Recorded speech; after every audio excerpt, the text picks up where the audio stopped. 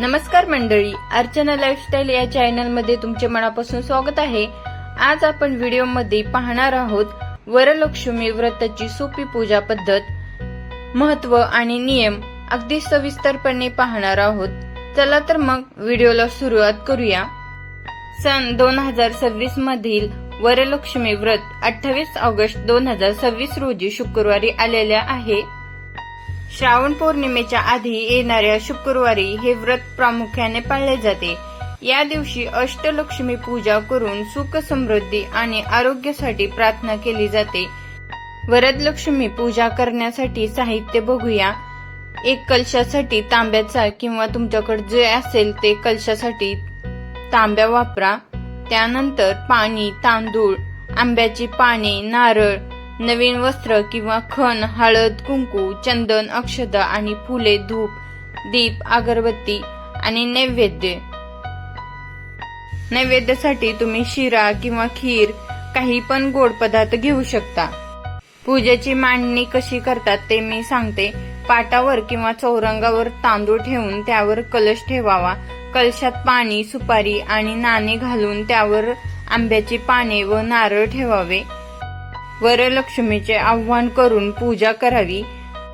पूजेमध्ये पिवळा धागा ठेवून त्याला 9 गाठी मारून पूजा करावा आणि हा दोरा हाताच्या मनगटाला बांधावा।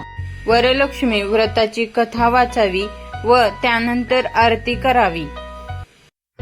देवीची पूजा करून झाल्याच्या नंतर पुरणाचा किंवा गोडाचा पदार्थ नैवेद्य म्हणून दाखवावा।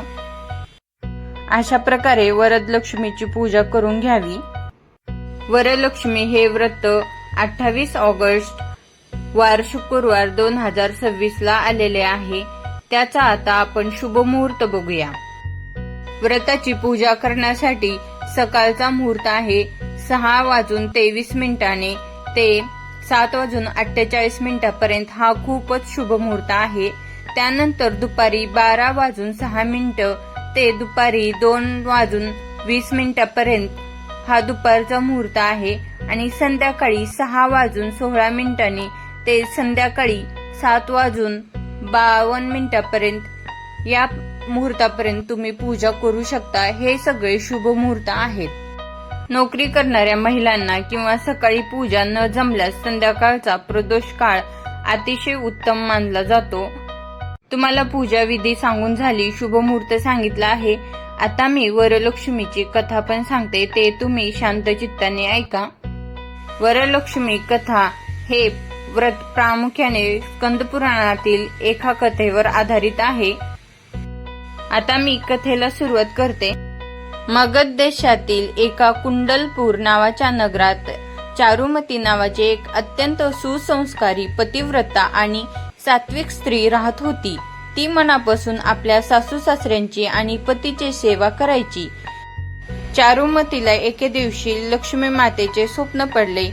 चारुमतीच्या भक्तीवर प्रसन्न होऊन एके रात्री माता लक्ष्मी तिच्या स्वप्नात आली। देवीने तिला सांगितले, मी वरदलक्ष्मी आहे। श्रावण महिन्यातील पौर्णिमेच्या आधी येणाऱ्या शुक्रवारी तू माझे वरदलक्ष्मी व्रत कर। या व्रताने तुझ्या सर्व इच्छा पूर्ण होतील। चारुमतीने सकाळी उठून हे स्वप्न आपल्या कुटुंबातील आणि गावातील इतर स्त्रियांना सांगितले। सर्वांनी मिळून श्रावण शुक्रवारी संपूर्ण विधीनुसार वरदलक्ष्मीची पूजा केली। पूजा संपवून देवीची प्रदक्षिणा करताच व्रताच्या प्रभावाने चारुमती आणि तिथल्या सर्व स्त्रियांचे घर सोन्या नाण्यांनी आणि धनधान्यांनी भरून गेले। त्यांचे शरीर सुंदर दागिन्यांनी सजले। तेव्हापासून माता लक्ष्मीची कृपा करण्यासाठी आणि आपल्या कुटुंबाच्या सुख समृद्धीसाठी विवाहित स्त्रिया दरवर्षी हे व्रत अत्यंत श्रद्धेने करतात। ही 60 उत्तराची कहाणी, 5 उत्तरी सुफळ संपूर्ण। पूजा झाल्याच्या नंतर लक्ष्मी मातेला आवाहन करायचं, हे वरलक्ष्मी माते, मला तुझे आवाहन करायला येत नाही, पूजा विधी पूर्ण समजून करता येत नाही आणि विसर्जनही करता येत नाही। वरदलक्ष्मीचे उद्यापन कसे करायचे, तर उद्यापन असे करायचे की 5 सुवासिनीला बोलवायचे आणि तुम्हाला यथाशक्ती काय वाण द्यायचे आहे ते ओटी भरून द्यायचे। वरदलक्ष्मीचे व्रत केल्याने घरामध्ये सुख समृद्धी आणि कुटुंबात शांतता लाभते. हे व्रत साध्या सरळ सोप्या भाषेत म्हटलं तर आपण मार्गशीर्ष महिन्यातील गुरुवारची पूजा किंवा आपण लक्ष्मी पूजन करतो त्याप्रमाणे पण केलं तरी चालेल, किंवा वैभव लक्ष्मीचे व्रत करताना जी पूजा मांडणी आपण करतो त्याप्रमाणे पण आपण करू शकतो. बघा, देवाला फक्त भक्तीचा भाव, त्यामुळे तुम्ही जास्त टेन्शन न घेता देवीची त्या दिवशी आठवणीनं पूजा करा, कारण की ही पूजा केल्याच्या नंतर खूपच छान आणि प्रसन्न वाटतं घरामध्ये. त्यामुळे कोणतेही व्रत करताना आपला खूप गोंधळ उडतो, कसं करावं काय नाही अशी भीती पण वाटते. पण तुम्हाला एक मी सांगते, देव हा फक्त भक्तीचा भुकेला आहे. त्याची आपण कशीही पूजा केली तरी ते मान्य करतात. काहीच न करण्यापेक्षा थोडं तरी आपण देवाचं काहीतरी केल्याच्या नंतर आपल्याला देव आयुष्यामध्ये शांतता, संतती, समृद्धी, सुख लाभते. त्यामुळे थोडीशी का होईना आपण छानपैकी लक्ष्मीची पूजा करून घ्या त्या दिवशी. आणि व्रताची कहाणी जर मला पण खूपच भीती वाटत होती, कारण की कसं करावं काही नाही.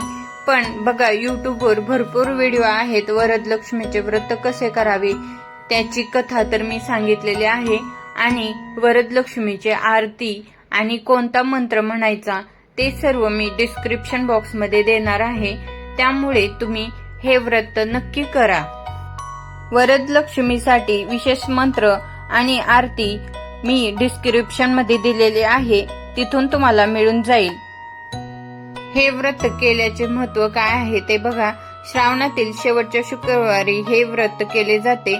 यामुळे घरात सुख समृद्धी, आरोग्य लाभते, सर्व रोगमुक्त होतात. वरलक्ष्मी मातेच्या माहितीचा व्हिडिओ तुम्हाला कसा वाटला ते मला कमेंट करून सांगा.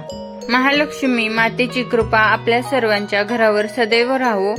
घरामध्ये सुख समृद्धी, आरोग्य आणि आनंद नांदो हीच मातेच्या चरणी मनापासून प्रार्थना. तुम्हाला हा पूजेचा व्हिडिओ आवडला असेल तर व्हिडिओला लाईक करा, कमेंट करा. जय महालक्ष्मी माता नक्की लिहा आणि आपल्या अर्चना लाईफस्टाईल या चॅनलला सबस्क्राईब करायला विसरू नका. पुन्हा भेटूया अशाच एका सुंदर व्हिडिओमध्ये. तोपर्यंत महालक्ष्मी मातेचा आशीर्वाद आपल्या सर्वांवर राहो. जय महालक्ष्मी माता.